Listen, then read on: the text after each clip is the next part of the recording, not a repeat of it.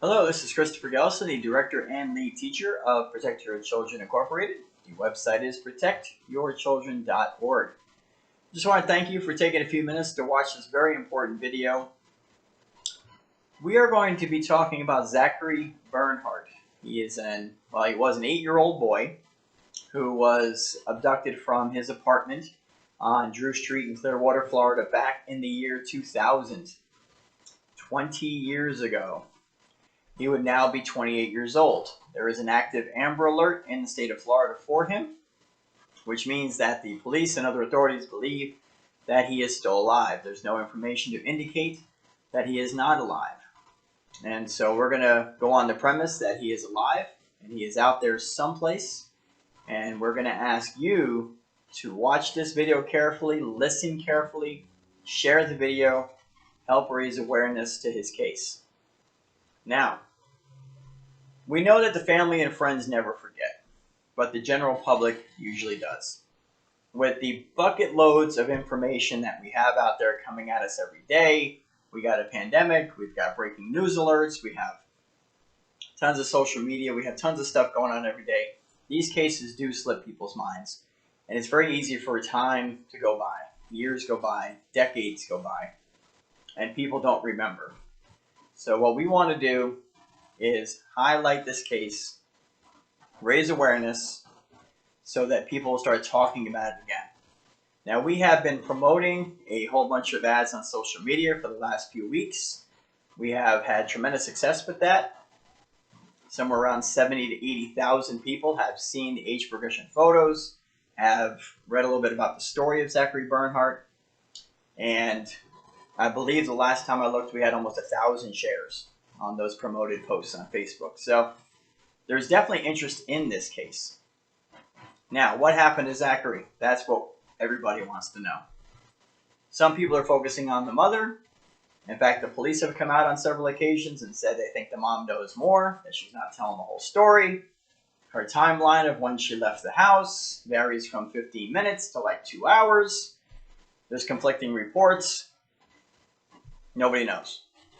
Nobody knows. But here we are 20 years later. Is Zachary still alive? Well, we hope so. We think so. Obviously, the police think so, or else they would have canceled the Amber Alert. Do we have any proof of that? No. But is there any proof that he's not alive? No. So never stop looking. Never stop looking. That's the goal. To never stop looking. Don't let these kids be forgotten about. On our website, protectyourchildren.org, we have a link on a page there. It's called Missing Children by State. And you can click on that page, click on your state, and see a list of all the missing kids from your state.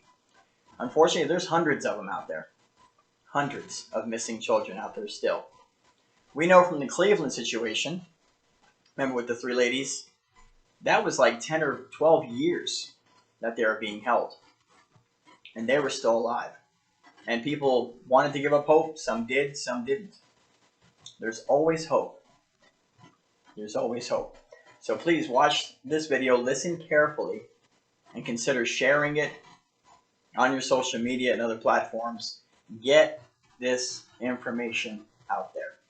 We thank you in advance for doing that. Let's talk about the case of Zachary Michael-Cole Bernhardt. Zachary Michael-Cole Bernhardt. He was born on December 18th, 1991. At the age of disappearance, he was 8 years old, and he would now be 28. This story has garnered a lot of national attention over the years. Many people have forgotten, but there's also many that have not. And still to this day, as recent as a year or so ago, you can find stories and amateur sleuths on the internet that have their own opinion or view of what has happened to Zachary Bernhardt. The police have labeled his disappearance as suspicious. The facts surrounding the case are few, but nonetheless, people continue to look. And we want to look at his case and raise awareness on it.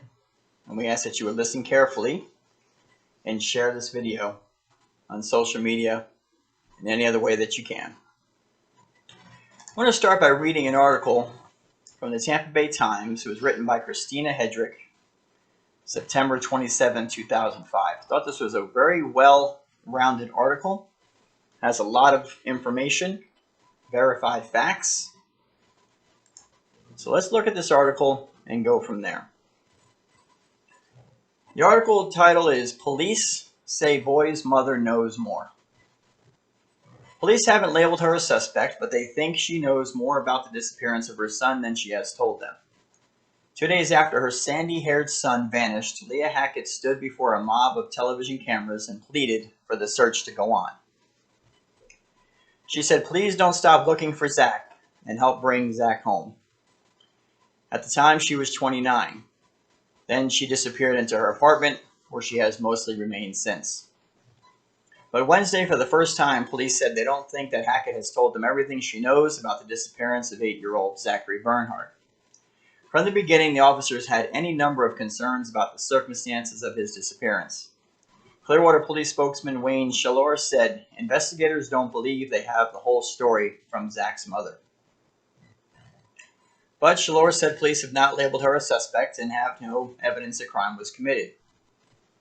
They've also uncovered no evidence that Zachary was the victim of an accident or that he ran away, he said.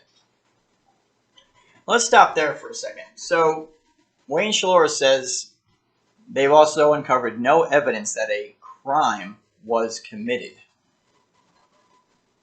Well, if he was kidnapped, that's a crime. But it looks like there's no evidence to really indicate that he was kidnapped, just that he is missing. So Zachary Bernhardt's mother, Leah Hackett, initially told officers she left Zachary alone in her unlocked apartment at 4 a.m., September 11th, when she went for a walk. 15 minutes later, she told police she returned to find Zachary gone. Hackett has declined repeated requests for interviews. In a brief phone call Tuesday, she told the Tampa Bay Times, "I know nothing at this point that the police do not know." Wayne Shallor's words, together with Hackett's silence, raised the question: who is this mother who says she left her son alone before dawn, her apartment unlocked, a few blocks from the hustle of US 19? Now, it's interesting about her story because first, she had said she went for a walk. Then, she had said on another occasion that she went to take the trash to the compactor. Then, on another occasion, she said she went for a swim. She claimed she was gone 15 minutes. Neighbors have reported seeing her car coming and going in the early morning hours. In fact, we're going to see later in this article that neighbors have told the police that they saw her car leave at 3:45 in the morning. Another neighbor said her car was there at 3. And if you go to the apartment complex, you'd see that the pool gate locks at 10 p.m. So the story about her going for a swim at like 4 in the morning. Now her story is that she couldn't sleep. She went down to the pool. She dipped in one side and she came out the other. And she came back to the apartment, took a shower, and came out, and Zachary was gone. Now, Leah has told the police and many people that she doesn't really like to swim. There was no wet towel. There was no water on the floor. There was nothing in the dryer. I would sure the police would check all those things to kind of verify her story. The pool was about a 2, 3, maybe 3-minute walk from the apartment. So if she had gone for this walk to the pool and went for this quick dip and came back, that would be about 15 minutes. Now, of course, that conflicts with the stories from the neighbors. So the story goes that her and Zach were up watching movies together until about 11 p.m. He wanted to go to sleep in her bed. So she brings him into her room, puts him in the bed, he goes to sleep. She can't sleep. So she gets up and she goes for this walk or take the trash or go for the swim, whichever it was. And She comes back and she jumps in the shower. Now, the shower is part of her bedroom. So this means when she came back, she would have had to walk past her bed where Zachary was sleeping to get in the shower. And then she says she comes out of the shower and realizes, oh, he's not in the bed. She starts looking around, thinking maybe he fell on the floor. And she ends up calling 911 around 4:45, saying that he's gone. So that's her story. So more than 100 pages of court records and police reports and interviews with more than a dozen acquaintances and relatives paint contrasting pictures. In ways, Hackett emerges as a sympathetic figure, a loving single mom who proudly displays Zachary's drawings, paper plate flowers, and painted ceramics. She's always been a great mom with Zach, said Denise Simpkins, one of Hackett's 4 older sisters, who described Hackett's parenting as textbook. Other reports say Hackett enjoys cruising the bar scene at Ybor City and has gone through a series of jobs, sometimes doesn't pay her rent, and has bent the truth before, perhaps hoping to gain sympathy. Some neighbors doubt she was home until her 4 a.m. walk, or swim, or whatever it was. One told the Times she saw Hackett's car pull into the complex around 3 a.m., September 11th. Another said that Hackett's black Dodge hatchback was gone about 3:45 a.m. Now, family members twice in the past 4 years have reported Hackett missing. After one such episode, Hackett agreed to let her other child, a 6-year-old daughter, go live with her father in Michigan. This is what court records show. Are such events in Hackett's life relevant to the search for her son? As part of a many-pronged investigation, police have returned to places Hackett lived and frequented, searching for clues. Now, Zachary Bernhardt's birth announcement published in the Tampa Tribune after his birth, December 18, 1991, listed no father. Leah Hackett, then 20, spent her pregnancy living in Lakeland with a boyfriend named Jason Paul Hibbard. But after Zachary's birth, a paternity test proved Hibbard wasn't the father, and she moved out. Neither police nor Hackett's family will say who Zachary's real father is, or if he even knows that he has a son. Quote, that's all her private life, unquote, said Hackett's mother, Carol Bernhardt, a school bus driver for Hillsborough County, Florida. Without a father involved, Hackett gave her son her mother's married name, Bernhardt. As far as Zachary was concerned, I more or less was his dad, said Bernhardt, 59 years old. So Hackett gave birth to her second child in 1994. Neither family members nor public records reveal where Zachary was at that time. Leah Hackett by then had moved to Chelsea, Michigan, a quaint village near Ann Arbor. Her new boyfriend, Robert Jacques III, who was 20 years old, was an engineering student at the University of Michigan. She lived with Jacques' parents in Chelsea during the pregnancy, records state. After Liren Veronica Jacques was born, Jacques sued Hackett for custody. Court records show this. And a judge permitted Hackett to return with her daughter to Florida, which she did in 1996. Jacques came to visit his little girl on a Saturday in June of that year. Hackett had met him on a stretch of I-75 in Hillsborough County to drop off Liren, who was almost 2, and Zach was then 4, according to the police report. Now, she wanted him to watch both kids because she was going out that night. Jacques paged Hackett repeatedly but didn't hear from her. The report says he and Hackett's older sister, Billy Joe Jimenez, called the Hillsborough Sheriff's Office the next day to report her missing. Well, Hackett finally showed up Monday, the report says, but Jacques took his little girl back to Michigan, where a judge decided she would live with him. If she has a kid, why is she going out all the time? Now, after returning to Florida in 1996, Hackett went to Ybor City and met Matt Geddes, a 22-year-old St. Petersburg man who was in the Coast Guard. She moved into his apartment in Mallard Point on 4th Street. Zachary was living with Hackett's sister at this time in Plant City, Florida, Geddes said. Jimenez, or Jimenez, forgive me, the sister said she couldn't remember when Zachary stayed with her. See, now that's interesting. So apparently, Zachary was staying with the sister in Plant City, but the sister says, I don't remember him ever staying here. Jimenez said she said the whole family helped raise the child. We all cared for Zachary, all of us, from my mother to the youngest. Whatever we needed to do, we did. So Hackett broke up with Geddes in November 96. A few days later, Geddes found Hackett visiting at another man's home. Later at his apartment, Geddes yelled at her to move out and shoved her, and she called 911. And Geddes pleaded no contest to misdemeanor domestic battery, and he got a year's probation. He said, she drove me crazy.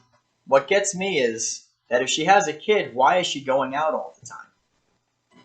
Well, Hackett continued living at the apartment. Hackett's sister filed another missing persons report in May of 1997 after being unable to find her there. Jimenez told police she was worried because Hackett had threatened suicide in the past and, quote-unquote, likes to drink.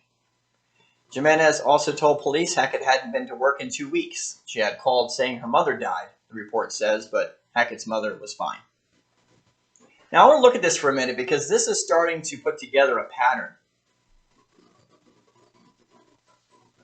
Leah had said her mother had died to gain sympathy. Turned out the mother hadn't died. We're going to find out in a little bit that she told one of Zachary's teachers that she had cancer and she was dying. Turns out she didn't have cancer and she wasn't dying. Yet another plea to get sympathy. Our personal opinion is maybe that ties into this whole disappearance. So Hackett got in touch with her sister a few days later. Hackett and Zachary eventually moved to the rundown Lucerne apartments in downtown St. Petersburg.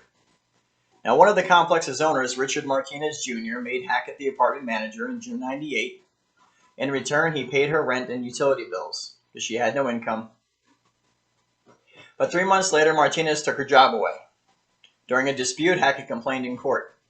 Martinez ripped off her shirt while trying to wrest the complex's keys away from her. A judge ordered Martinez, who didn't respond to an interview request, to avoid contact with Hackett. Now, Hackett and her son then moved in with a friend at Braintree Village in High Point. Zachary was withdrawn from Lakewood Elementary and enrolled in first grade at Frontier Elementary in Largo, Florida.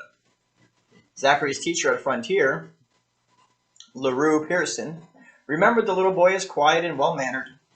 He empathized with other students, asking what he could do if they were having a bad day. Pearson had one conference with Hackett. She says she just seemed to be a very caring mom, and Zach seemed to really love his mom. But Pearson also said Hackett told her that she was dying of cancer, so Pearson said she was surprised to see Hackett on television. Simpkins, Hackett's sister, said she knows nothing about Hackett having cancer. I've never heard anything like that. Meanwhile, in November '98, Hackett's new roommate tried to throw her out, claiming Hackett owed her money. The roommate moved out, and Hackett asked the landlord to rent the unit. I felt sorry for her. And I think it's Nagoyan said, she has no husband. She has a kid. Her son goes to the YMCA down the street. She says that's good for him. She says she has cancer, woman cancer. Okay, so again, she's playing this cancer card. Nagoyan allowed Hackett to stay, but she wouldn't open the door when he came for the rent. So by April 1999, Nagoyan evicted Hackett, who owed him $1,020. And then finally, in 1999, Hackett moved into Savannah Trace in northeast Clearwater. Zachary attended Eisenhower Elementary School, where the principal remembered Hackett as an engaged parent who helped plan a carnival. Hackett befriended neighbor Deanna Williams, a nursing student with a daughter close to Zachary's age. Hackett sometimes took care of Williams' daughter.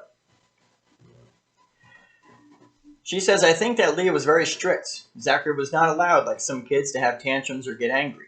She didn't put up with that. But the two women grew apart when Williams, tired of taking phone messages for Hackett, who didn't have a phone. In July, she decided not to let Hackett babysit her daughter anymore. Now, this is important. On September 6th, just 5 days before Zachary disappeared, Hackett was notified she would be evicted for not paying rent. And court records show this. That night, Matt Geddes, her ex-boyfriend, said he saw her at the Green Iguana Bar and Grill in Ybor City. Now, restaurant personnel also said Hackett was there, and that police have visited to review surveillance videos. So 5 days before he disappears, she's over there hanging out at the Iguana Bar and Grill. And there's proof that she was there. Where was Zachary? We don't know. Well, Williams said she last saw Zachary a few days later. It was Sunday, a day before the boy disappeared. The boy was outside. There was no sign of Leah Hackett. Zachary asked if he could go with her to a barbecue, Williams said, and Williams told him she was sorry he couldn't. After returning, as Williams was saying goodnight to her boyfriend at 3:45 a.m., September 11th, this is the day of his disappearance, she noticed that Hackett's car was not parked beside the complex. Another neighbor, Susan Dalton, said she went out for a smoke and noticed Hackett's Dodge pulling up to the complex around 3 a.m. And about 5:15 a.m., Williams said Hackett called her and asked if her son was at Williams' home. Hackett said she had gone for a swim and returned to find Zach missing. See, so her original story, she went for a walk, and then she told the Williams neighbor that she went for a swim. Which one was it? She says she had cancer. She didn't. Said her mother died. She didn't. So Williams said to her, well, she said, quote, I was like, you can't go for a swim because the pool was closed at 10 o'clock.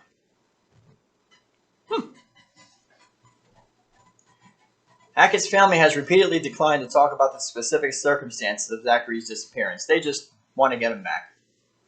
They said, we're not focused on the what happened or why it happened. We're just trying to focus on the where, said Simpkins, Hackett's sister. Where is Zach?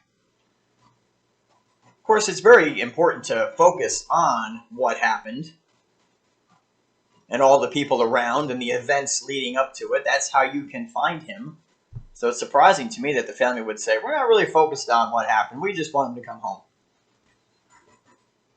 Now, when they speak of Zachary, Hackett's family members often choke on their words. They remember a child who liked to take care of potted flowers, draw pictures, and zoom down pool slides. And they are praying, said Carol Bernhardt, Zachary's grandmother, that God will return an innocent boy.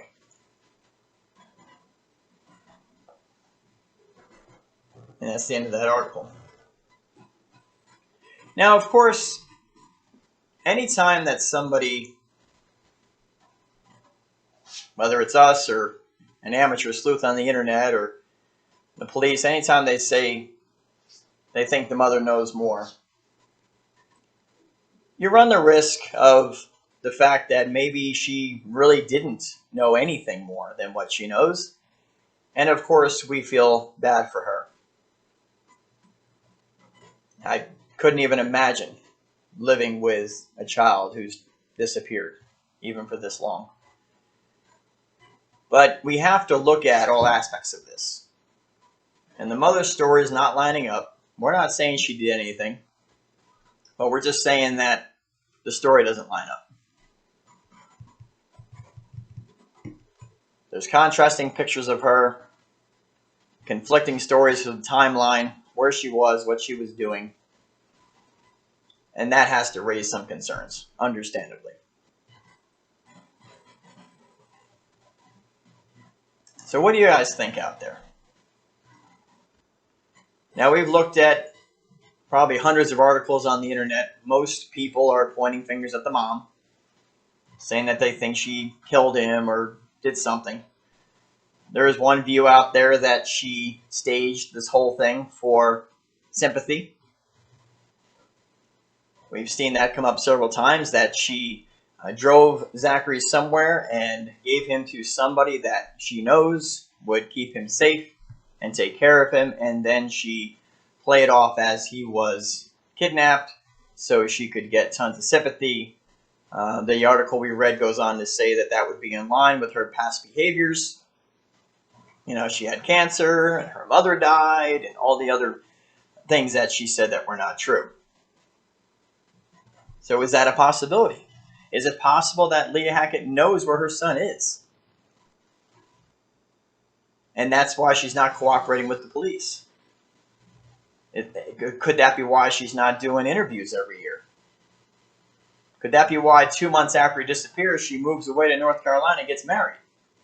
Changes her name, changes her phone number. Almost like not concerned at all that he could try to contact her or come home.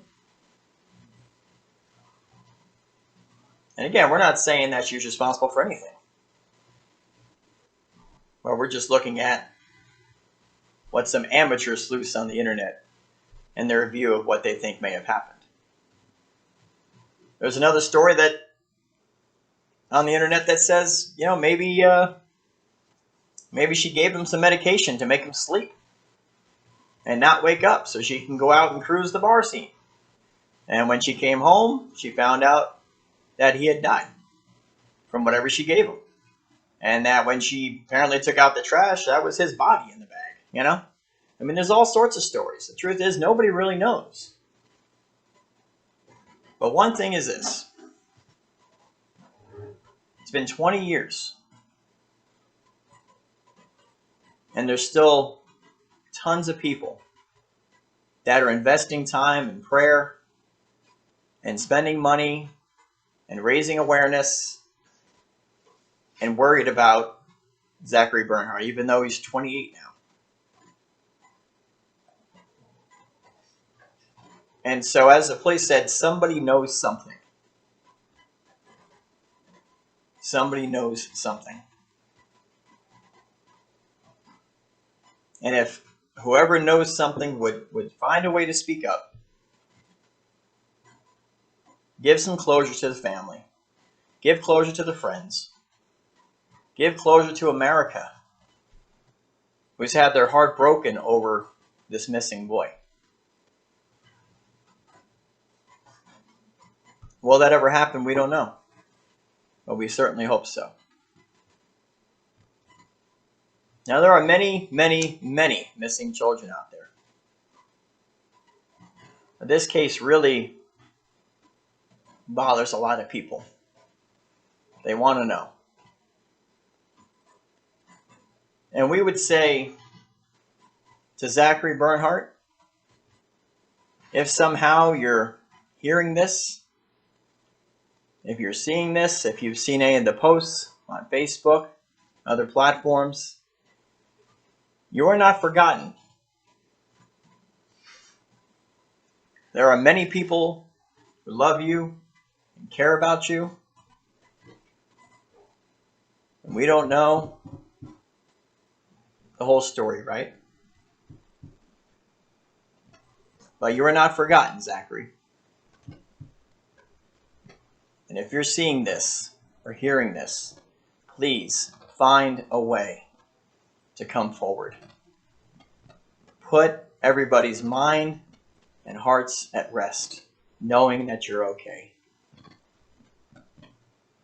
We plead with you to do that. In the meantime, people, don't stop looking. Don't stop raising awareness. Please continue to talk about Zach, this precious young boy